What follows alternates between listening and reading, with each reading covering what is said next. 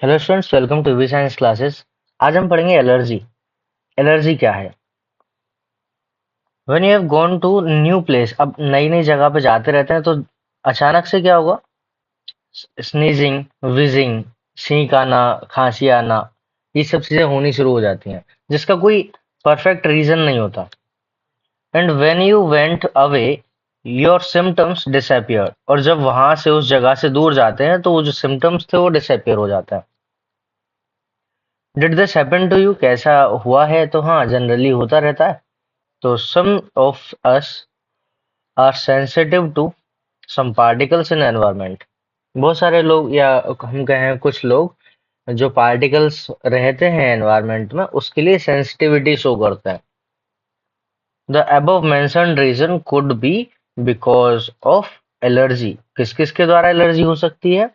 Pollen grain के द्वारा allergy हो सकती है, माइट्स के द्वारा भी एलर्जी हो सकती है। तो इस तरह की कोई जो जो चीजें हैं उनसे एलर्जी होती रहती है। Which are different in different places. अलग अलग जगह पे देखेंगे तो अलग अलग टाइप की एलर्जेंस देखने को मिलते हैं जो कि एलर्जी कॉज करते हैं। अब एलर्जेंस कौन करते हैं? वो पार्टिकल जो एलर्जी कॉज करेगा उसको हम एलर्जेंस बोल देते हैं। The exaggerated response. Exaggerated response का मतलब होता है हाई रेस्पॉन्स। एक्सक्रेटेड रेस्पॉन्स का मतलब है हाई रेस्पॉन्स, बहुत ज्यादा तेज रेस्पॉन्स जिसको बोलता है। Excreted response of immune system to certain antigen present in environment is called allergy। मतलब किसी भी एंटीजन के लिए बहुत तेजी के साथ रेस्पॉन्स करना, जितनी जरूरत भी नहीं थी उतना तेजी से रेस्पॉन्ड करना, वो क्या कहलाएगा? एलर्जी कहलाता है। मतलब हाइपर सेंसिटिविटी हम इसको बोल सकते हैं। The substance to which such as immune response is produced are called allergens। ऐसा सब्सटेंस या ऐसा कुछ भी जो कि एलर्जी कॉज करता है उसको एलर्जेंस बोलते हैं। The antibodies produced to these are IgE type. ये इंपॉर्टेंट है, याद रखना कि आईजीई टाइप की एंटीबॉडी जो होती है वो एलर्जी में प्रोड्यूस होती है। और क्या कॉमन एग्जाम्पल जो है वो एलर्जेंस के, वो क्या क्या है? माइट्स इन डस्ट। माइट्स इन डस्ट ये कॉमन एग्जाम्पल हो गया। दूसरा पोलन ग्रेन हो सकता है। Animal dander. एनिमल डेंडर क्या है? जैसा कि पोलन ग्रेन तो हम जानते ही हैं, एनिमल डेंडर होता है जो जानवरों में रूसी होती है, बिल्कुल जैसे ह्यूमन में डेंड्रफ होता है उसी टाइप का होता है animal dander. Symptoms of allergy reaction include sneezing, watery eyes, running nose, difficulty in breathing. तो ये सब सिम्टम्स हैं एलर्जी की। क्या क्या? स्नीजिंग हो सकता है, वाटरी आई हो सकती है, रनिंग नोज हो सकती है, difficulty in breathing. Allergy is due to release of chemicals like histamine. Allergy जो है हिस्टामिन के रिलीज होने से हो सकती है। Allergy due to release of chemical like histamine और सेरोटोनिन। हिस्टामिन और सेरोटोनिन इसका मुख्य कारण होता है। From mast cell. एक मास्ट सेल होती है जो कि टिश्यू में होती है, वो हिस्टामिन और सेरोटोनिन रिलीज करेगी जो कि एलर्जी का एक कारण होता है। अब for determining the cause of allergy, allergy हो किससे रही है? ऐसा नहीं है कि एलर्जी सिर्फ इन्हीं पार्टिकल से होती है। एलर्जी कई सारे केमिकल्स से हो सकती है, कई सारे कंपोनेंट्स से हो सकती है। तो उसका पता लगाने के लिए कैसे पता लगाते हैं? The patient is expose to और inject with small dose of possible allergens. जो जो संभावना है कि हाँ ये एलर्जेंस हो सकते हैं, उसकी बहुत थोड़ी अमाउंट, बहुत थोड़ी डोज दी जाती है इंजेक्शन के द्वारा, या फिर उसके लिए एक्सपोज किया जाता है। एंड द रिएक्शन स्टडीड, और वहां पे जो रिएक्शन है वो उनकी स्टडी की जाएगी। The use of drug like anti histamine. यहाँ पे एंटी हिस्टामिन यूज करते हैं, क्यों? जो हिस्टामिन था और सेरोटोनिन था वो तो एलर्जी कॉज करा रहा था, लेकिन जो एंटी हिस्टामिनिक ड्रग होगा वो उस एलर्जी को सप्रेस करेगा। तो एंटी हिस्टामिनिक ड्रग देंगे। और adrenaline, steroids quickly reduce the symptoms of allergy. वो एक साथ एलर्जी के जो सिम्टम्स है उसको रिड्यूस कर देंगे। Somehow modern day lifestyle has resulted in lowering the immunity। अब जो अभी की लाइफ स्टाइल है उसमें क्या हो रहा है कि जो इम्यूनिटी है वो वीक होती जा रही है। क्यों वीक होती जा रही है? क्यों इसमें जो पर्सन है वो ज्यादा सेंसिटिव होता जा रहा है, sensitive to allergens. More and more childrens in metro cities में बहुत सारे चिल्ड्रंस जो होते हैं वो एलर्जेंस के लिए, या फिर हम कहें उनकी इम्यूनिटी बहुत ज्यादा वीक होती है, बहुत ज्यादा सेंसिटिव होते हैं वो बच्चे। Metro cities in India suffer from the allergies, वो allergies, asthma due to sensitivity of environment, this could be because of protected environment provided every early in life. मतलब कि जो शुरुआती समय होता है उसमें बहुत ज्यादा प्रोटेक्शन प्रोवाइड करना कि यहाँ मत जाओ वहां मत जाओ, इस गंदी, ये मतलब कुल मिला के कि सभी जगह से उसको बचा के रखना। तो वो ओवर प्रोटेक्शन जो है उससे इम्यूनिटी डेवलप नहीं हो पाती, जिससे कि वो हाईली सेंसिटिव हो जाता है। नेक्स्ट है ऑटो इम्यूनिटी। ऑटो इम्यूनिटी को समझते हैं। जैसा कि हमने पहले पढ़ा था कि जो मेमोरी बेस्ड इम्यूनिटी होती है, memory based acquired immunity evolve in higher vertebrates. जो हायर वर्टिब्रेट्स होते हैं उसमें एक्वायर्ड इम्यूनिटी इवॉल्व होती है जो कि मेमोरी बेस्ड होती है। नॉर्मली वो काम करती है, और क्या काम करती है, वो डिफरेंशिएट कर पाती है फॉरेन ऑर्गेनिज्म को, फॉरेन पार्टिकल्स को, पैथोजेंस को फ्रॉम सेल्फ सेल। मतलब कि जो खुद की सेल्स होती हैं उससे डिफरेंशिएट कर पाएगी फॉरेन ऑर्गेनिज्म को या फॉरेन पार्टिकल्स को। ये मेमोरी बेस्ड इम्यूनिटी जो कि एक्वायर्ड इम्यूनिटी की एक प्रॉपर्टी होती है। अगर ये ऐसा करना छोड़ दे, या फिर हम कहें ये डिफरेंशिएट करना भूल जाए कि अपनी सेल कौन सी है या फिर बाहर की सेल कौन सी है, फॉरेन पार्टिकल्स क्या है, तो उसके बाद जो इफेक्ट दिखेगा उसको हम ऑटो इम्यूनिटी बोलते हैं। Well we still do not understand the basis of this. इसका बेसिस अभी तक नहीं पता है वो कैसे डिफरेंशिएट करती है। Number two corollaries of this ability have to be understood. कौन कौन सी है वो? One, higher vertebrates can distinguish foreign molecule as well as foreign organism। जो हायर ऑर्गेनिज्म होते हैं, जो हायर वर्टिब्रेट्स हैं, वो फॉरेन मॉलिक्यूल्स को भी साथ में फॉरेन ऑर्गेनिज्म को भी आइडेंटिफाई कर सकते हैं, सेपरेट कर सकते हैं। Most of the experimental immunology deals with expect. दूसरा क्या है? Sometimes due to genetic and other unknown reasons the body attacks its self cells. मतलब कि कई सारे कारण हो सकते हैं उसमें, जेनेटिक इफेक्ट भी हो सकता है, या फिर हम कहें ऐसा कोई कारण जो कि पता ही ना हो, अननोन रीजन भी हो सकता है। उसमें क्या होता है कि बॉडी जो है, जो इम्यून सिस्टम है बॉडी का, वो खुद की सेल पे ही अटैक करने लग जाता है। इसके कारण हो गया क्या? This result in damage the body. अब बॉडी खुद ही डैमेज होने लग जाएगी तो इसको ऑटो इम्यून डिजीज बोलते हैं। एग्जाम्पल इसमें एक है रोमेटॉइड अर्थराइटिस। इंपॉर्टेंट है, याद रखना है, rheumatoid arthritis which affect many peoples in our society is an autoimmune disease। ये जो ऑटो इम्यून डिजीज है, नाम कौन सा दिया है? Rheumatoid arthritis. इसके अलावा भी कई सारी होती हैं पर हमें स्पेशली इसी को फोकस करना है। तो ऑटो इम्यून डिजीज क्या है या ऑटो इम्यून डिसऑर्डर क्या है? तो इसमें हुआ क्या था, जनरली जो नॉर्मल कंडीशन है कि जो इम्यून सिस्टम है अपना अपनी खुद की सेल्स को और फॉरेन सेल को डिफरेंशिएट कर पाता है। लेकिन इसमें क्या होगा, ये वो डिफरेंशिएशन भूल जाता है, और डिफरेंशिएशन भूल जाने के कारण ये अपनी सेल को भी फॉरेन सेल की तरह समझने लगता है। और वो उसके कई सारे कारण हो सकते हैं, जेनेटिक कारण भी हो सकता है कोई, और वो कारण कोई पता भी ना हो, ऐसा भी कोई कारण हो सकता है। वो खुद की सेल पे अटैक करेगा और बॉडी डैमेज होने लग जाएगी, जैसे कि रोमेटॉइड अर्थराइटिस। नेक्स्ट है immune system in the body. अब अपनी बॉडी में इम्यून सिस्टम होता है। इम्यून सिस्टम कैसे काम करेगा? The human immune system consist of lymphoid organ, tissues, cells and soluble molecules like antibodies. ये हमें याद रखना है पॉइंट, कि जो एंटीबॉडीज होती हैं वो सॉल्युबल मॉलिक्यूल्स होती हैं। इंपॉर्टेंट पॉइंट है। तो ह्यूमन इम्यून सिस्टम किस किस से मिलकर बना होता है? लिम्फॉइड ऑर्गन्स होते हैं उसके पास, टिश्यू होते हैं, लिम्फोइड टिश्यू जिसको बोल देते हैं, लिम्फोइड सेल्स होती हैं, और कुछ सॉल्युबल मॉलिक्यूल्स होते हैं जिसको हम एंटीबॉडीज के नाम से जानते हैं। एज यू हैव रीड, क्या पढ़ा हुआ है? Immune system is unique in the sense that it recognise the foreign antigens. मतलब कि एक यूनिक प्रॉपर्टी है जिसके द्वारा वो जो फॉरेन पार्टिकल्स हैं, फॉरेन एंटीजन है, उनको रिकॉग्नाइज कर पाता है। उसके लिए फिर रेस्पॉन्ड भी कर पाता है, रिकॉग्नाइज करेगा साथ में रेस्पॉन्ड भी करेगा। To these और उसको याद भी रखेगा, रिमेम्बर देम। तो क्या क्या होगा, रिकॉग्नाइज करेगा, रेस्पॉन्ड करेगा और उसको रिमेम्बर याद भी रखेगा। तो ये इम्यून सिस्टम का काम होता है। The immune system also play an important role in allergic reaction. जो इम्यून सिस्टम है वो एलर्जिक रिएक्शन में भी इम्पोर्टेंट रोल प्ले करता है। ऑटो इम्यून डिजीज और ऑर्गन ट्रांसप्लांटेशन में भी इसका उतना ही रोल होता है। नेक्स्ट है फिर लिम्फोइड ऑर्गन। अभी लिम्फोइड ऑर्गन क्या है? These are those organ, these are the organs where origin and or maturation or proliferation of lymphoid tissue lymphocytes।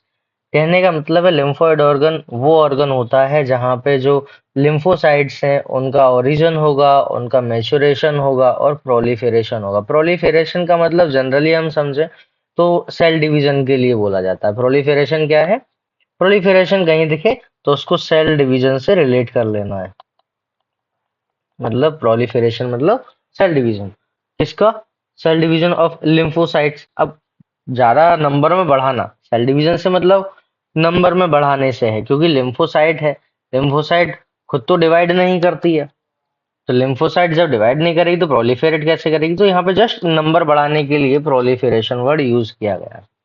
The primary lymphoid organ are bone marrow and thymus. Important point है, याद रखना है कि primary lymphoid organ कौन होता है? Bone marrow होता है और थाइमस होता है। कैसे, किस तरह से काम करते हैं ये?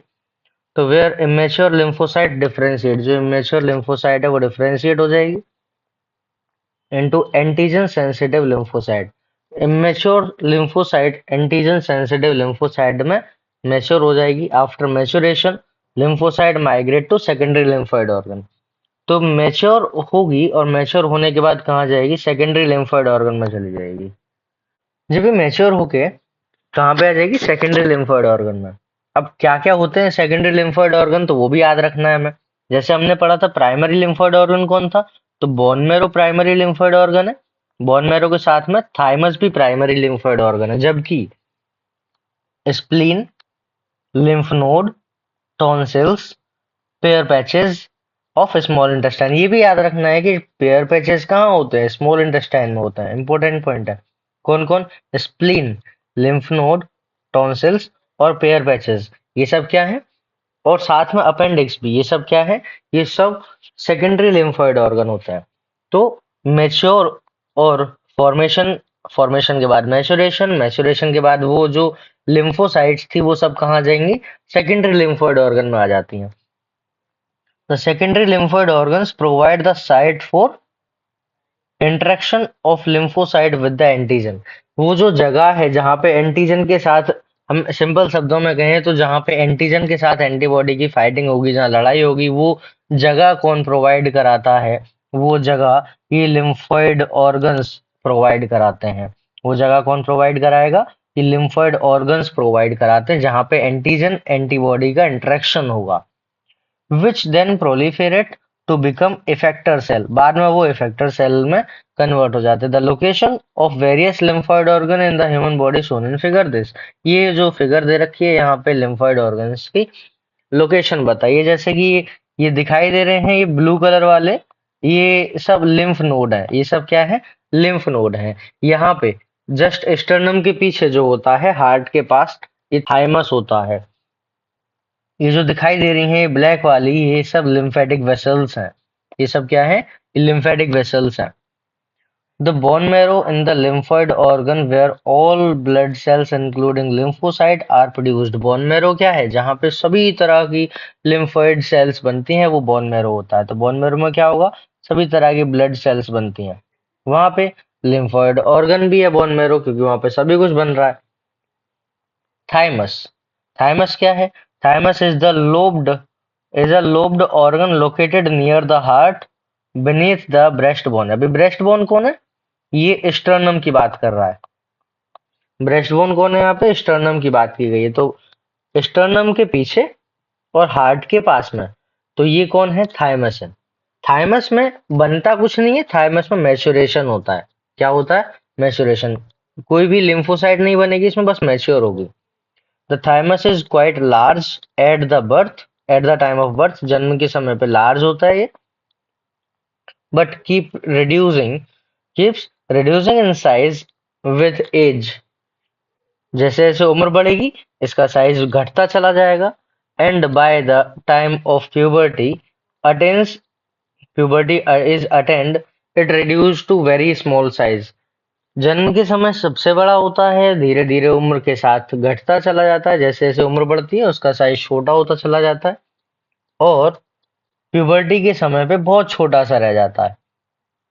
तो यहाँ पे लिखा है keeps reducing in size with age by the time of puberty is attend it reduce to a very small size. Puberty तक आते आते ही बहुत स्मॉल साइज का रह जाता है। Both bone marrow and thymus provide micro environment. जो bone marrow है और थाइमस है वो माइक्रो एनवायरनमेंट प्रोवाइड कराते हैं for the development and maturation of T lymphocyte. T lymphocyte के डेवलपमेंट और मैच्योरेशन के लिए माइक्रो एनवायरनमेंट प्रोवाइड कराते हैं। The sleep spleen is a large bean shaped organ. Spleen क्या है? एक लार्ज बीन शेप्ड ऑर्गन होता है। अभी जो लार्ज बीन शेप्ड ऑर्गन है it mainly consist of lymphocyte. इसके पास लिम्फोसाइट्स होते हैं। Mainly contains lymphocyte. अब इसके पास लिम्फोसाइट होंगे और फेगोसाइट्स होते हैं, दोनों होते हैं इसके पास। तो स्प्लीन के पास क्या क्या होगा? लिम्फोसाइट और फेगोसाइट होंगे। It act as a filter. Filter की तरह भी, छन्नी की तरह से काम करता है। क्यों? क्योंकि जो bone blood borne microorganism होते हैं उसको ट्रैप करने का काम करता है। क्या करेगा? जो blood borne microorganism, blood borne microorganism का मतलब क्या है कि वो माइक्रो ऑर्गेनिज्म जो कि ब्लड में घूम रहे थे तो उनको ट्रैप करने का काम इसका होता है। ठीक है। Both bone marrow and thymus provide microenvironment for development and maturation of T lymphocyte। Spleen जो है लार्ज साइज की होती है, बीन शेप होती है। क्या क्या होता है इसके पास? तो लिम्फोसाइट होती है, फेगोसाइट होती है, जो कि क्या करता है? फिल्टर की तरह से एक्ट करता है। किस काम का है? तो ये ट्रैप करेगा। क्या ट्रैप करेगा? तो ब्लड बॉर्न माइक्रो ऑर्गेनिज्म को ट्रैप करने का इसका काम हुआ करता है। Spleen also has a large reservoir for of erythrocytes. Erythrocytes कौन है? तो यहाँ पे आरबीसी को एरिथ्रोसाइट बोला जाता है। तो स्प्लीन जो है एरिथ्रोसाइट्स का एक बहुत बड़ा रिजर्वोयर होता है। रिजर्वोयर बेसिकली होता वो है जिसमें कुछ चीजें रखी जाती हैं, उसको हम रिजर्वोयर बोल देते हैं। तो ये एरिथ्रोसाइट का रिजर्वोयर कौन है? स्प्लीन है। पूछा जा सकता है, इंपॉर्टेंट है। The lymph node are small solid structure. जो लिम्फ नोड होते हैं वो स्मॉल होते हैं और सॉलिड स्ट्रक्चर होते हैं, located at different points along the lymphatic system. ये पूरा जो दिख रहा है ये सब लिम्फेटिक सिस्टम है और लिम्फेटिक सिस्टम में अलग अलग लोकेशन पे, अलग अलग पॉइंट पे ये लिम्फ नोड प्रेजेंट होते हैं, जो कि कैसे होते हैं? छोटे होते हैं और सॉलिड होते हैं। Lymph node serves to trap the microorganism और other antigen। lymph node क्या करते हैं? माइक्रोऑर्गेनिज्म को ट्रैप करने का काम करते हैं और अदर एंटीजन्स को भी ट्रैप करने का काम ये किया करते हैं। which happen to get into lymph and tissue fluid। antigen trapped in the lymph node are responsible for the activation of lymphocyte। अब जैसे ही इसमें ये एंटीजन ट्रैप होगा, एंटीजन ट्रैप होने के साथ क्या होगा? जो लिम्फ नोड है उसमें लिम्फोसाइट एक्टिवेट हो जाएंगे। मतलब ये मान लो ये लिम्फ नोड है, इसमें एंटीजन ट्रैप हो गया। एंटीजन ट्रैप होते ही यहाँ पे जो लिम्फोसाइट है वो लिम्फोसाइट एक्टिवेट हो जाएगा। लिम्फोसाइट एक्टिवेट होते ही करेगा क्या? Activation of lymphocyte present there and cause the immune response. वहां पे वो इम्यून रेस्पॉन्स जनरेट करेगा।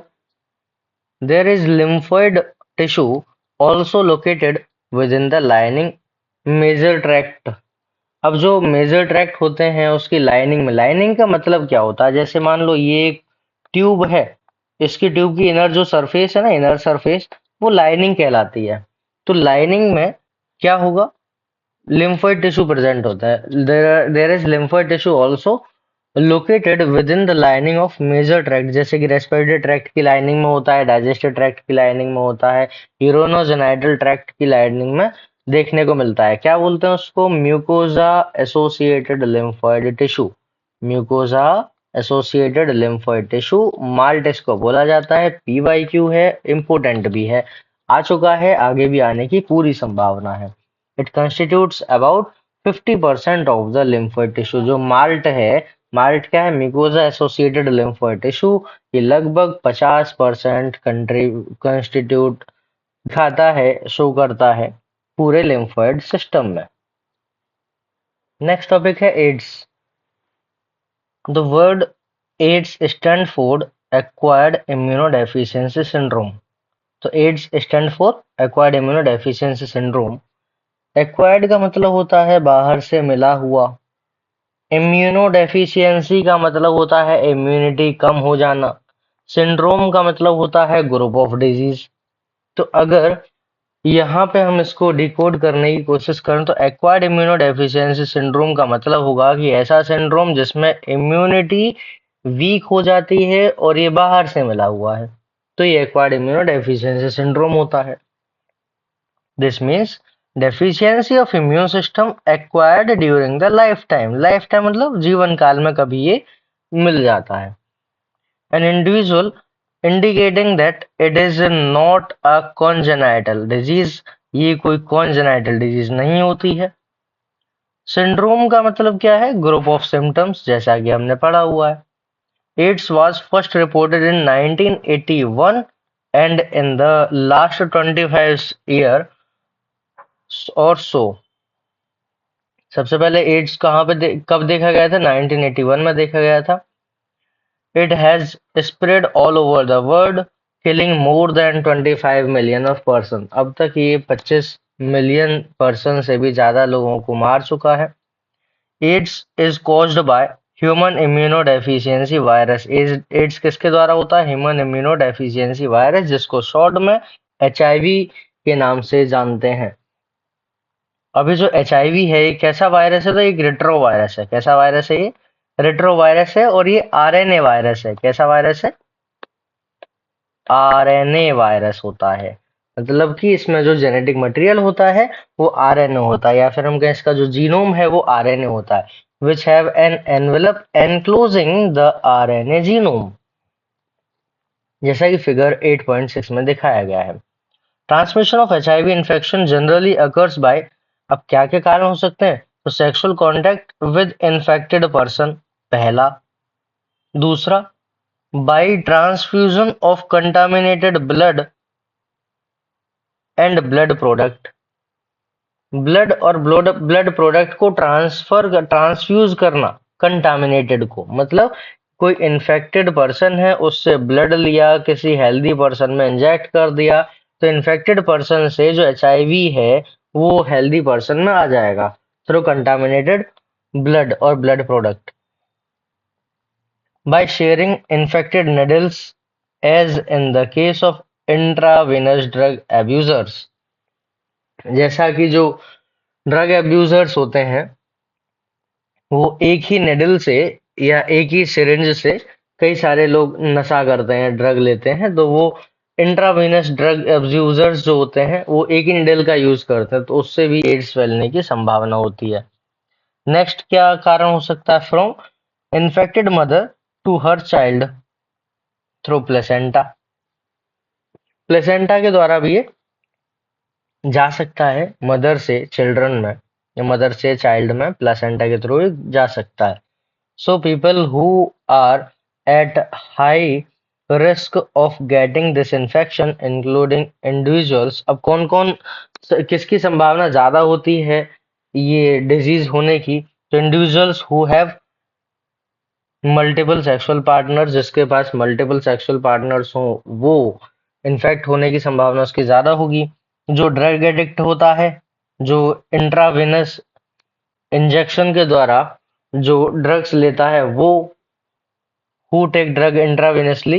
individuals who require repeated blood transfusion, जिसको बार बार ब्लड ट्रांसफ्यूजन की जरूरत होती है, उसमें संभावना हो सकती है। And children born to an HIV infected mother, और वो बच्चा जो कि एचआईवी इन्फेक्टेड मदर से जिसने जन्म लिया है, उन इन लोगों को संभावना ज्यादा होती है एड्स होने की।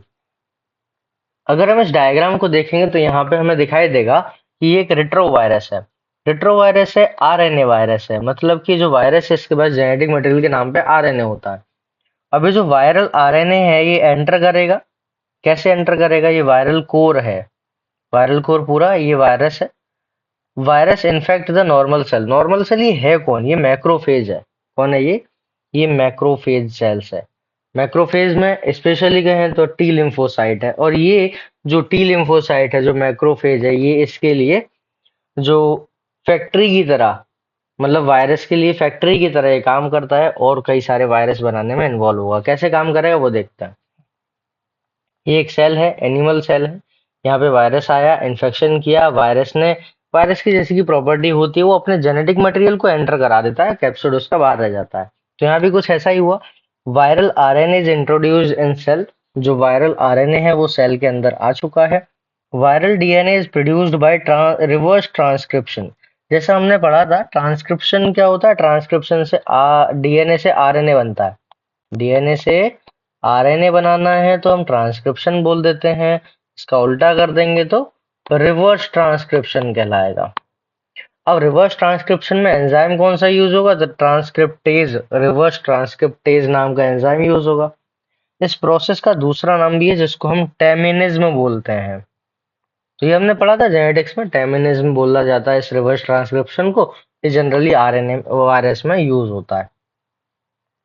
अब ये जो डीएनए था, इसने रिवर्स ट्रांसक्रिप्शन करा और ये आरएनए बना लिया। तो ये वायरल डीएनए से वायरल आरएनए बन गया। सॉरी, उल्टा कर रहा। वायरल डीएनए बना ये वायरल आरएनए से, मतलब कि आरएनए से डीएनए बनाना है, क्योंकि आरएनए तो इसके पास खुद है। तो वायरल आरएनए से वायरल डीएनए बन जाएगा। अब ये जो वायरल डीएनए है, इसको मेन जीनोम में एंटर करा दिया जाएगा। ये जो है, ये न्यूक्लियस के अंदर मिलने वाला डीएनए है जो कि सेल के अंदर है, और ये मेन जीनोम है। तो ये जो वायरल डीएनए बना है, वो वायरल डीएनए एंटर हो जाएगा मेन जीनोम में। एंटर होने के बाद जितनी बार ये कॉपी होगा, उतनी बार ये वायरल डीएनए भी कॉपी होगा, और वायरल डीएनए से वायरल आरएनए बनेगा, और वायरल आरएनए कई सारे बनने के बाद कई सारे वायरस बन जाएंगे, और कई सारे वायरस नई सेल को इन्फेक्ट करने के लिए बाहर चले जाएंगे। तो एक वायरस से कई सारे वायरस बनाने का काम किसमें हुआ? इस सेल में हुआ। सेल कौन सी थी? मैक्रोफेज सेल थी। तो इसको हम क्या बोल देते हैं? Factory of virus. कौन सा वायरस है ये? एचआईवी। एचआईवी फैक्ट्री कौन है? तो एचआईवी फैक्ट्री के नाम पे कौन आ जाएगा? ये मैक्रोफेज आ जाएगा। अब infected cell can survive while virus are being replicated and released। infected cell जो है वो survive कर सकती है, लेकिन वायरस जो है वो replicate होगा और रिलीज हो जाएगा वहां से। नेक्स्ट इसमें क्या है? Do you know when do people need repeated blood transfusion? उससे क्या होगा? बार बार ब्लड ट्रांसफ्यूजन की जरूरत पड़ेगी, तो हो सकता है जो ब्लड दिया गया है वो किसी इन्फेक्टेड पर्सन का हो, तो वहां पे भी इन्फेक्शन होने की संभावना ज्यादा होती है, मतलब हाई रिस्क हो जाएगा वहां पे। Find out and make a list such conditions. कई सारी कंडीशंस ऐसे हो सकती हैं, जैसे कि जो बार्बर के यहाँ पे जो रेजर यूज किया जाता है, अगर वो स्टेराइल ना हो तो वहां से भी एचआईवी फैल सकता है। दूसरा, कई गवर्नमेंट हॉस्पिटल्स में भी क्या करते हैं कि एक ही सिरिंज का यूज करते हैं कई सारे पेशेंट में, तो वहां भी एचआईवी फैलने की संभावना पूरी होती है। और it is important to note that HIV और AIDS is not spread by mere touch और फिजिकल कांटेक्ट। टच और फिजिकल कांटेक्ट से नहीं फैलता है। पता चला किसी ने छू दिया, छूने से फैल जाता है, तो ऐसा कुछ नहीं है। It it spread only through body fluid. ये बॉडी फ्लूइड के द्वारा ही स्प्रेड हो सकता है। Hence imperative for the physical and physiological well-being that the HIV and AIDS infected person are not isolated from the family or society। तो HIV infected person जो होता है उसको फैमिली से आइसोलेट नहीं किया जाता, या सोसाइटी से उसको आइसोलेट नहीं कर देते हैं। जैसे कि कॉमन कोल्ड के केस में क्या क्या किया जाता है? कॉमन कोल्ड ड्रॉपलेट इन्फेक्शन है। अब ड्रॉपलेट इन्फेक्शन है तो वो फैलता है कांटेक्ट में आने से, तो उसको आइसोलेट करना एक तरीका है, लेकिन एचआईवी के केस में ऐसा आइसोलेशन की जरूरत नहीं पड़ती, क्योंकि वो टच करने से, इस तरह से बात करने से नहीं फैलता है। दिस पीरियड में very from few month two years, मतलब अब इसका जो पीरियड ऑफ अपीयरेंस है, पीरियड ऑफ एक्सपीरियंस जो है एचआईवी का वो बहुत ज्यादा है। कितना है? 5 से 10 साल तक, कभी कभी 14-15 साल तक भी ये पीरियड चला जाता है जिसमें वो अपने एक्सप्रेशन दिखाएगा। अब फिर क्या होगा? After getting into the body of person, person की बॉडी में आने के बाद the virus enters into the macrophage. Macrophage कौन है? ये जो सेल पड़ी थी ना हमने, ये वाली सेल, ये मैक्रोफेज ही थी जिसकी बात हमने अभी की थी। The virus enter into the macrophage, virus macrophage में जाएगा। Where RNA genome of virus replicate, जो आरएनए जीनोम है वायरस का वो खुद की कॉपी बनवाएगा, रेप्लिकेट करेगा। किसके द्वारा? Replicate to form viral DNA. पहले वायरल आरएनए जो था, आरएनए जीनोम, उससे वायरल डीएनए बनाएगा। वायरल डीएनए बनाने के बाद उसको किसके द्वारा बनाएगा? रिवर्स ट्रांसक्रिप्टेज एंजाइम के द्वारा। इंपॉर्टेंट पॉइंट है, याद रखना है कि वो वायरल आरएनए से viral DNA reverse transcriptase enzyme के द्वारा बनाता है। This viral DNA get incorporated into the host cells DNA. अब वो जो वायरल डीएनए बना उसको होस्ट का जो डीएनए था, होस्ट सेल का जो डीएनए है उसमें इंसर्ट कर दिया जाएगा and direct the infected cell to produce virus protein, और उससे फिर वायरस के लिए प्रोटीन बनवाई जाएगी जैसा कि यहाँ पे दिखाई दे ही रहा है। तो वायरस के लिए जो कोट है, ये प्रोटीन कोट भी इसी के द्वारा बनवाया गया है।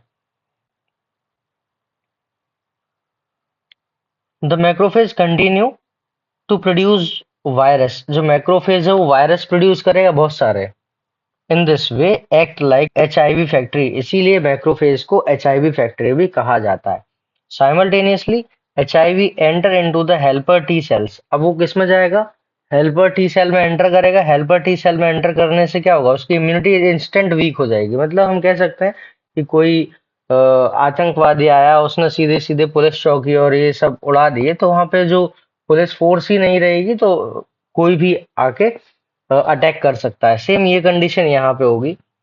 तो उसने क्या किया? टी लिम्फोसाइट को ही अटैक किया। टी लिम्फोसाइट पे अटैक करने के बाद क्या होगा?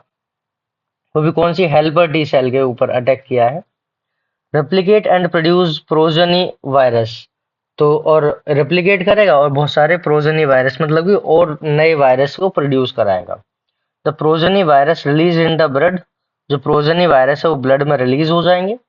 Attack other helper T sales, और जितनी भी अदर हेल्पर टी सेल्स हैं उनके ऊपर अटैक किया जाएगा। फिर क्या होगा? This repeats leading to the progressive decrease in the number of helper T cell. अब बार बार हेल्पर टी सेल पे अटैक होगा तो उससे होगा ये कि जो हेल्पर टी सेल है उनका नंबर बहुत ज्यादा कम हो जाएगा। अब बहुत ज्यादा कम हो जाने के कारण क्या होगा? वो जो इम्यूनिटी है वो वीक हो जाएगी। During this period person suffer from bouts of fever, diarrhoea, diarrhoea हो सकता है, वेट लॉस होना शुरू हो जाएगा। Due to decrease in the number of helper T cell the person start suffering from infections could have been otherwise overcome such as those due to bacteria। अब जैसे ऐसा कुछ हुआ, इसको हम अपॉर्चुनिस्टिक इन्फेक्शन बोलते हैं। अपॉर्चुनिस्टिक इन्फेक्शन क्या होता है कि मान लो इसकी जो इम्यूनिटी है वो वीक हो गई। इम्यूनिटी वीक होने के बाद जो इन्फेक्शियस पार्टिकल्स हैं जो कि एक्चुअल में शो भी नहीं हो सकते थे, जो पूरी तरह से एक्सप्रेस भी नहीं हो सकते, तो वो भी यहाँ पे इन्फेक्शन करेंगे। कौन कौन करेंगे यहाँ पे? जैसे Mycobacterium, viruses, fungi, even parasite, parasite like toxoplasma, ये सब भी उसको इन्फेक्शन करेंगे। क्यों करेंगे? क्योंकि उसकी इम्यूनिटी इस समय वीक है। तो ये कौन सा इन्फेक्शन हो गया? अपॉर्चुनिस्टिक इन्फेक्शन इसको बोला जाता है। द पेशेंट बिकम सो इम्यूनोडेफिशिएंट, जो पेशेंट है बहुत ज्यादा इम्यूनोडेफिशिएंट हो चुका है, जिस कारण से ही और she enable to protect himself, मतलब कि इतनी ज्यादा इम्यूनिटी वीक हो गई है कि वो अपने आप को बचा भी नहीं पा रहा है अगेंस्ट दीज इन्फेक्शंस।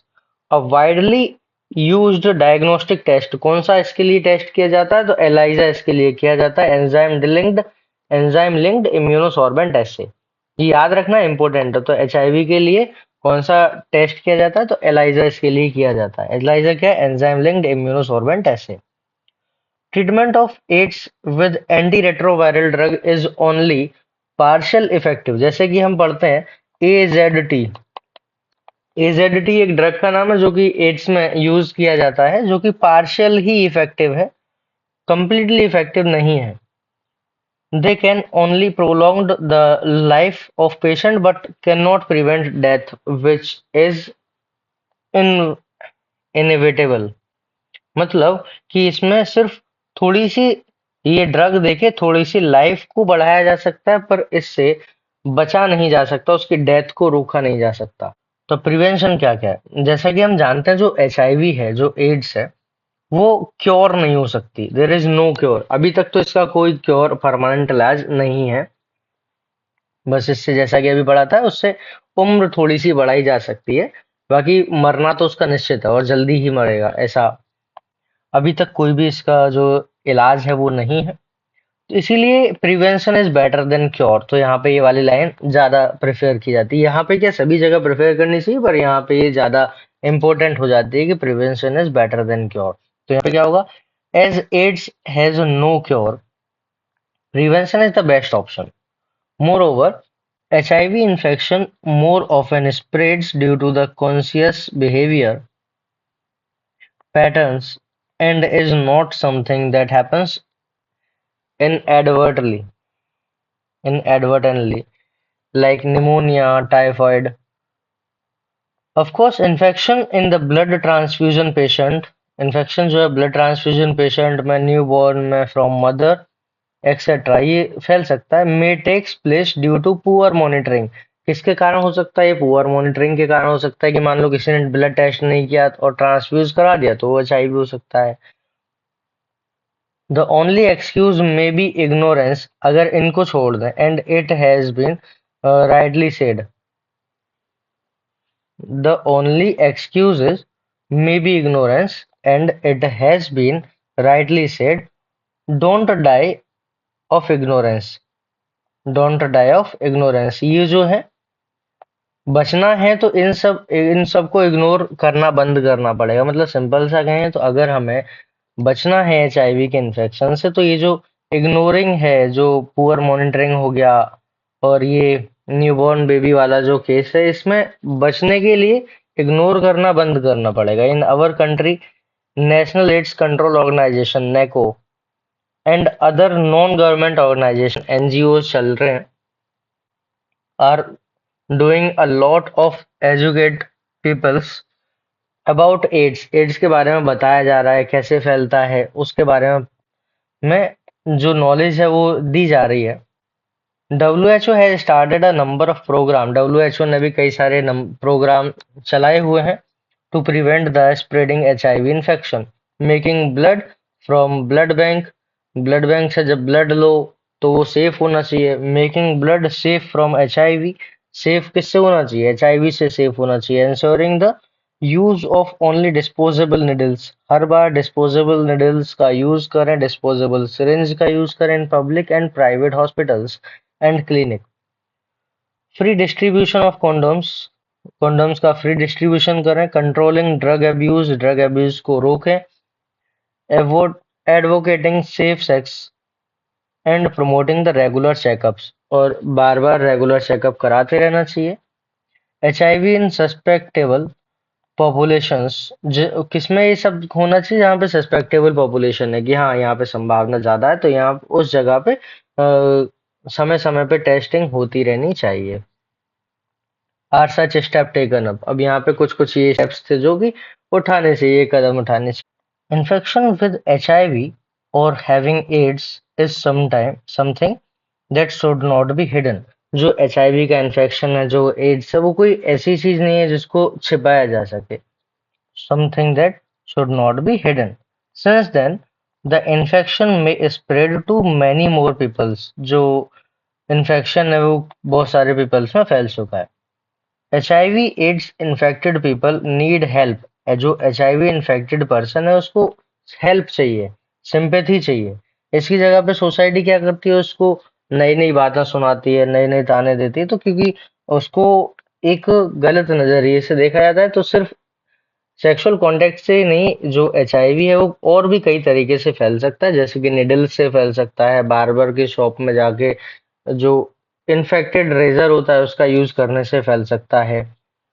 तो इस तरह से भी ये फैलता है, ब्लड ट्रांसफ्यूजन से भी फैलता है। तो जिसको हो गया है उसको सिंपैथी दें और हेल्प करें उसकी। Unless society recognize it as a problem to be dealt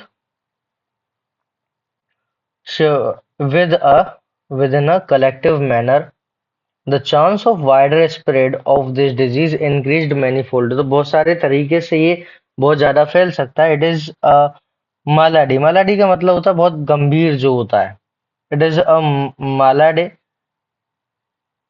that can only be tackled by the society. इसको कोई किसके द्वारा टैकल किया जा सकता है? सोसाइटी और medical fraternity acting together. Society और मेडिकल फ्रेटर्निटी साथ में मिलकर काम करेंगे तभी इसको कंट्रोल किया जा सकता है, to prevent the spread of this disease.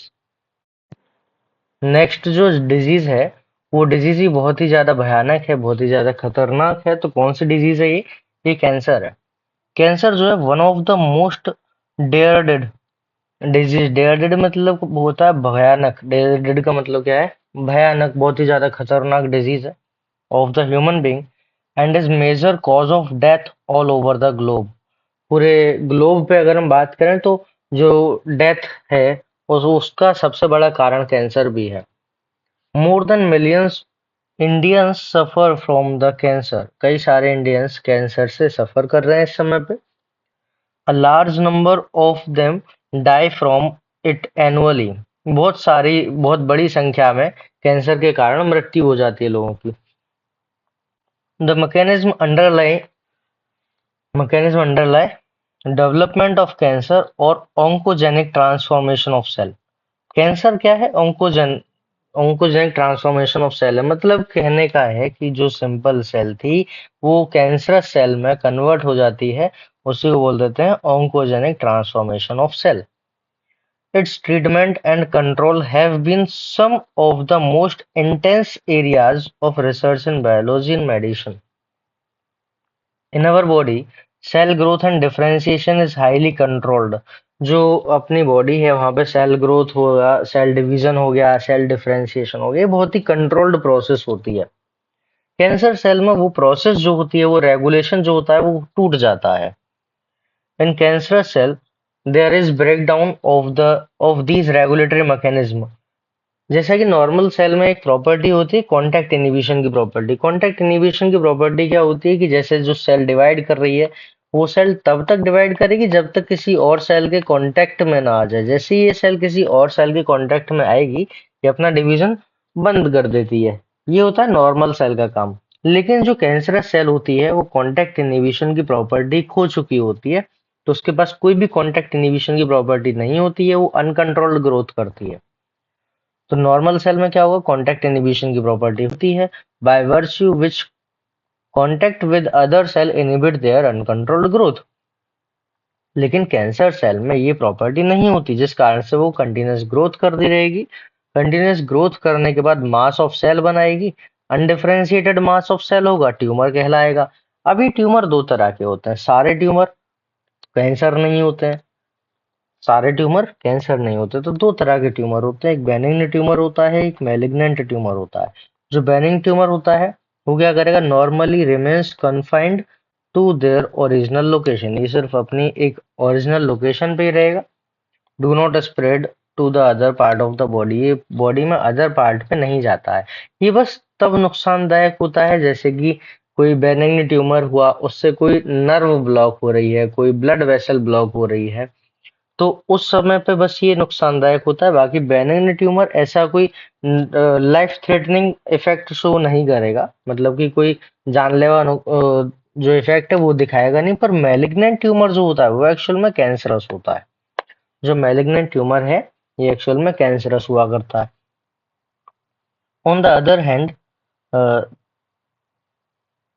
a mass of proliferating cell मतलब dividing cells, a mass of proliferating cell called the न्यूप्लास्ट। उसको क्या बोलते हैं? न्यूप्लास्टिक या ट्यूमर सेल बोल देते हैं। न्यूप्लाज्म का ही मतलब होता है अनडिफरेंशिएटेड मास ऑफ सेल। मतलब कि ऐसी सेल का ग्रुप जिसकी सेल्स डिफरेंशिएट नहीं हुई, बस वो डिवाइड करती रहती हैं, तो उसको हम अनडिफरेंशिएटेड मास ऑफ सेल बोल देते हैं, जिसको न्यूप्लास्ट भी बोला जाता है। These cells grow very rapidly। अभी जो सेल्स हैं बहुत तेजी के साथ ग्रो करेंगी, invading and damaging the surrounding normal tissue.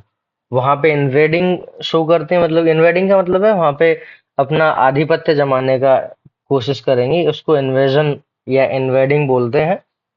Damage करेंगी नॉर्मल जो सराउंडिंग टिश्यू है उसको डैमेज करेंगी। As these cells actively divide and grow, also starve the normal cell by competing for vital nutrients. अब जैसा कि हम जानते हैं सेल डिवीजन बहुत ही ज्यादा एनर्जी कंज्यूमिंग प्रोसेस है। जब सेल डिवीजन बहुत ही ज्यादा एनर्जी कंज्यूमिंग प्रोसेस है, और जो ये कैंसरस सेल्स हैं, ये कैंसरस सेल क्या करते हैं, डिवीजन नहीं करती हैं, तो बहुत ज्यादा एनर्जी चाहिए। तो बहुत ज्यादा एनर्जी कहाँ से लेंगी, ये जो नॉर्मल सेल्स हैं उनसे बहुत ज्यादा एनर्जी लेती हैं। तो बहुत ज्यादा एनर्जी उनसे लेंगी, कॉम्पीट करेंगी, तो वो जो नॉर्मल सेल्स हैं वो नॉर्मल सेल डैमेज होने लग जाएंगी। सेल्स स्लॉट, स्लॉट मतलब सेल्स मरने लग जाएंगी from such tumour, reach dish मतलब टूटेंगी, सॉरी, सेल्स जो है वो टूटेंगी from such tumour, reach distant site through the blood, and where they get locked in the body, they start new tumour. मतलब कहने का ये है कि मानो एक ऑर्गेनिज्म, ये मान लो हेड में ट्यूमर था, वो जो ट्यूमर सेल्स हैं वो पूरी बॉडी में फैलना शुरू करेंगी। अब पूरी बॉडी में जब वो फैलना शुरू करेंगी तो होगा क्या, ये एक ऑर्गेनिज्म है, तो यहाँ से ये जो सेल्स हैं ये यहाँ से टूटेंगी, और टूटने के बाद ये ब्लड के द्वारा पूरी बॉडी में फैलना शुरू करेंगी। इसको बोलते हैं मेटास्टेसिस। मेटास्टेसिस। अब ये मेटास्टेसिस क्या है, ये एक ऐसी प्रोसेस है जिसमें कि कैंसरस सेल एक जगह से पूरी बॉडी में फैलना शुरू करते हैं, तो इसको मेटास्टेसिस बोल देते हैं। अब अब क्या होगा, ये वाइटल न्यूट्रिएंट्स के लिए कॉम्पीट करेगी, cell slot from such tumour reach to the distance side through the blood, blood के द्वारा पहुंचेगी, वेयर दे लॉक्ड। अब वो वहां वहां पे कहीं जाके अटक जाएगी, और फिर क्या करेगी, वो नया ट्यूमर बनाना शुरू करेगी। इस प्रोसेस को क्या बोल देते हैं, मेटास्टेसिस बोल दिया जाता है। It is most feared property of the malignant tumour. ये बहुत ज्यादा डरावनी प्रॉपर्टी होती है मैलिग्नेंट ट्यूमर की। कौन सी प्रॉपर्टी, कि एक ऑर्गन से दूसरे ऑर्गन में स्प्रेड हो जाना, ये बहुत ही खतरनाक प्रॉपर्टी होती है इसकी। कारण क्या हो सकते हैं कैंसर के, तो कैंसर के कई सारे कारण हो सकते हैं। ये वायरस से भी हो सकता है, ये जेनेटिक भी हो सकता है, ये म्यूटेशन से भी हो सकता है। तो transformation of normal cell into cancerous cell, cancerous cell मतलब न्यूप्लास्टिक सेल, तो नॉर्मल सेल न्यूप्लास्टिक सेल या कैंसरस सेल कैसे बन जाती है, तो वो इसमें पढ़ेंगे। Induced by physical, physical, chemical, biological, ये सभी चीजें हो सकती है। फिजिकल जैसे कि हम म्यूटेशन के लिए रेडिएशंस बोल सकते हैं। जैसे हमने देखा जहाँ पे एक्सरे होता है, जो एक्सरे मशीन लगी होती है, वहां पे ब्लैक कलर के एक कर्टन जैसे लगा दिए जाते हैं, जो कि बहुत ही ज्यादा थिक होते हैं, उससे एक्सरे क्रॉस नहीं होती है। क्यों लगाते हैं, जैसे कि एक्सरे फैले ना, और जो वहां पे जो पर्सन काम कर रहा है एक्सरे मशीन के साथ में, तो वो कैंसर से अफेक्ट ना हो जाए, ये एक्सरे से कैंसर उसको ना हो जाए। नेक्स्ट क्या होगा, और क्या क्या कारण हो सकते हैं कार्सिनोजेंस। आयोनाइज रेडिएशन, एक्सरे आ गया, ये आयोनाइज रेडिएशन हो गई। गामा रेज से हो सकता है। नॉन आयोनाइजिंग रेडिएशन जैसे कि यूवी रेज से हो सकता है। जैसा कि हम जानते हैं यूवी रेज जो है स्किन कैंसर कॉज कर सकता है, रेटिना को डैमेज कर सकता है, तो वो कई सारे कारण हैं। डीएनए डैमेज हो जाएगा, डीएनए डैमेज होने से क्या होगा, न्यूप्लास्टिक ट्रांसफॉर्मेशन हो जाएगा। मतलब कि डीएनए डैमेज हुआ, डीएनए डैमेज होने से जो नॉर्मल सेल है वो कैंसरस सेल में कन्वर्ट हो जाएगी। The chemical carcinogens present in tobacco, chemical carcinogens कौन से हो सकते हैं, जो कि टोबैको स्मोक में प्रेजेंट होता है। Have been identified as a major cause of lung cancer, lung cancer का मेजर कॉज जो होता है वो स्मोकिंग होता है। कैंसर कॉजिंग वायरस जो होता है वो ऑन्को वायरस होता है। जैसा कि हम जानते हैं कैंसर की स्टडी को ऑन्कोलॉजी बोलते हैं, कैंसर के डॉक्टर को ऑन्कोलॉजिस्ट बोला जाता है। कैंसर कॉजिंग वायरस को ऑन्कोजेनिक वायरस बोला जाता है और कैंसर कॉजिंग जीन को ऑन्कोजीन बोला जाता है। Furthermore, several genes are called cellular oncogenes या सी ऑन्कोजीन भी उसको बोला जाता है या फिर प्रोटो ऑन्कोजीन भी बोला जाता है। ये प्रोटो ऑन्कोजीन ये इनएक्टिव फॉर्म होती है, बाद में ये एक्टिव हो जाता है, तो एक्टिव हो जाएगा तो ये कैंसर कॉज कर सकता है। Have been identified in normal cell which when activated under certain condition could lead to oncogenic transformation of cell। अभी ये नॉर्मल है लेकिन बाद में वो म्यूटेशन के कारण एक्टिव हो सकता है।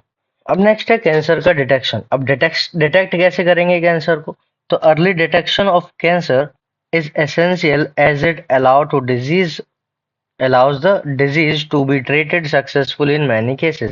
मतलब कि अगर अर्ली डिटेक्ट हो जाए कैंसर तो उसको सक्सेसफुली ट्रीट किया जा सकता है, बहुत अच्छे से क्योर भी किया जा सकता है। क्या क्या तरीके हो सकते हैं? Cancer detection is based on biopsy. Biopsy क्या होता है? हिस्टोपैथोलॉजिकल स्लाइड्स स्टडीज की जाती है। बायोप्सी में होता क्या है, जो टिश्यू है उसको लेंगे, उसमें फिर हिस्टोपैथोलॉजिकल स्टडी होगी, हिस्टोपैथोलॉजिकल स्टडी से फिर उसका पता लगाया जाता है। और ब्लड से भी पता लगा सकते हैं, बोन मैरो टेस्ट से भी पता लगा सकते हैं फॉर इंक्रीज्ड सेल काउंट। जैसे सेल का नंबर बढ़ जाएगा तो उससे पता लगाएंगे।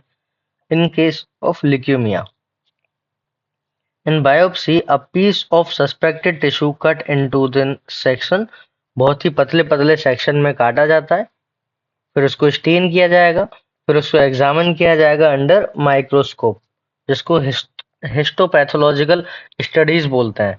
हिस्टोलॉजी जैसा कि हम जानते हैं टिश्यू की स्टडी हिस्टोलॉजी होता है, उसमें भी पैथोलॉजिकल स्टडी करेंगे तो कंबाइंडली उसको बोल देते हैं histopathological studies by pathologist. Technique like radiography, radiography का इसमें यूज होता है, use x-ray, CT scan. CT scan क्या होता है? Computed tomography. एमआरआई, एमआरआई क्या है? Magnetic resonance imaging, are very useful to detect cancer of the internal organs. अब computed tomography use x-ray generated. अब कंप्यूटेड टोमोग्राफी जो सीटी स्कैन है वो क्या करता है? X-ray generated 3 dimension image create करेगा of the internal object. MRI क्या करेगा? MRI use strong magnetic field. कितना स्ट्रॉन्ग मैग्नेटिक फील्ड? तो 3 टेस्ला तक इसमें मैग्नेटिक फील्ड इंड्यूस किया जाता है।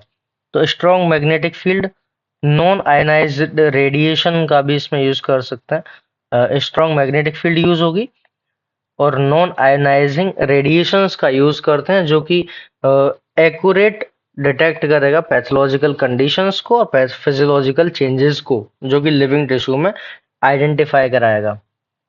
Antibodies against cancer specific antigen are also used for detection certain cancer. कुछ कैंसर के लिए एंटीबॉडीज अगेंस्ट कैंसर, ये स्पेसिफिक एंटीबॉडी होते हैं,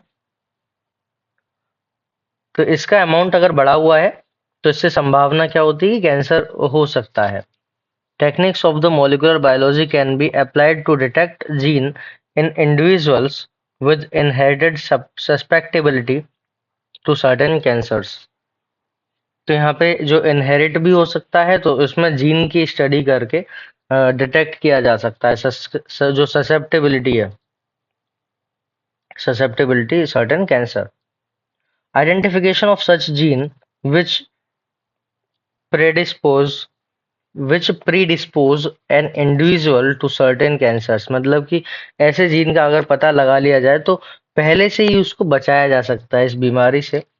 मे be very helpful in prevention of cancer, ये उससे कैंसर से रोका जा सकता है। Such individuals may be advise to avoid exposure to particular carcinogens से भी बचा सकता है to which they are suspectable, जैसे सॉरी ससेप्टेबल। अब ऐसे जो कार्सिनोजेंस होते हैं जिसके द्वारा जिससे वो ससेप्टेबल है तो उससे उसको रोका जा सकता है, जैसे कि टोबैको से लंग कैंसर होता है, टोबैको स्मोकिंग से। अब ट्रीटमेंट क्या है इसका? तो ट्रीटमेंट में the common approaches for the treatment of cancer are surgery. पहले सर्जरी करेंगे, सर्जरी से क्या होगा? उस ट्यूमर को हटा देंगे, ट्यूमर को हटाने के बाद रेडिएशन, जिसको हम रेडियोथेरेपी बोलते हैं, रेडिएशन देंगे तो जो थोड़ा बहुत टिश्यू रह गया है जहाँ पे कैंसरस सेल्स हैं, वो भी उसको रेडिएशंस के द्वारा डैमेज कर दिया जाएगा, जिससे कि कैंसरस सेल फर्दर ग्रोथ ना करें। उसके बाद फिर उसमें इम्यूनोथेरेपी भी दी जाती है। In radiotherapy tumour cells are irradiated lethally, मतलब कि जो रेडियोथेरेपी होती है उसमें जो ट्यूमर सेल्स हैं उसमें रेडिएशन के द्वारा उसको मार दिया जाता है। कैंसरस सेल्स की बात चल रही है तो कैंसरस सेल को मारा जाता है। Taking proper care of the normal tissue, जो नॉर्मल टिश्यू है उसका पूरा ध्यान रखा जाता है कि कैंसरस सेल के चक्कर में नॉर्मल टिश्यू ना मर जाए। सराउंडिंग द ट्यूमर मास, जो कि ट्यूमर मास के आसपास में है। सेवरल कीमोथेरेप्टिक ड्रग्स, कई सारे कीमोथेरेप्टिक ड्रग्स दिए जाते हैं use to kill the cancerous cells. Some of these are specific for particular tumour, कुछ इनमें से स्पेसिफिक हैं पर्टिकुलर ट्यूमर के लिए। Majority of drug have side effect, बहुत सारे ड्रग्स के साइड इफेक्ट होते हैं। क्या क्या साइड इफेक्ट हो सकते हैं? तो हेयर लॉस हो सकता है, एनीमिया हो सकता है, एनीमिया मतलब ब्लड की कमी। Most cancers are treated by combination of surgery and radiotherapy and chemotherapy. अब कई सारे जो कैंसर्स हैं उसमें जनरली तीनों का कॉम्बिनेशन देते हैं। पहले सर्जरी भी देंगे, सर्जरी करेंगे, सर्जरी के बाद जो बचा हुआ टिश्यू है उसको रेडियोथेरेपी से डैमेज कर देंगे, फिर उसके ऊपर से एडिशनली कीमोथेरेपी भी दी जाती है। Tumour cell have been shown to avoid detection and destruction by immune system. जो ट्यूमर सेल्स हैं वो डिस्ट्रक्शन, ट्यूमर सेल्स जो हैं डिटेक्शन एंड डिस्ट्रक्शन से बचती हैं इम्यून सिस्टम से। Tumor cells have been shown to avoid detection and destruction by the immune system. Therefore, the patient are given substance like biological response, substance called biological response modifiers such as alpha interferons उसमें दिए जाते हैं। Alpha interference क्या करेगा? Alpha interference which activates their immune system. Alpha interference immune system को activate करेगा और tumour cell को डिस्ट्रॉय करेगा। कहने का मतलब है जनरली जो ट्यूमर सेल्स होती है वो इम्यून सिस्टम से बच जाती हैं, फिर यहाँ पे हम क्या करते हैं, अल्फा इंटरफेरेंस देते हैं, वो इम्यून सिस्टम को एक्टिवेट करता है और जो ट्यूमर सेल्स हैं उनको डीएक्टिवेट, उनको मार देगा, डिस्ट्रॉय कर देगा। Thank you.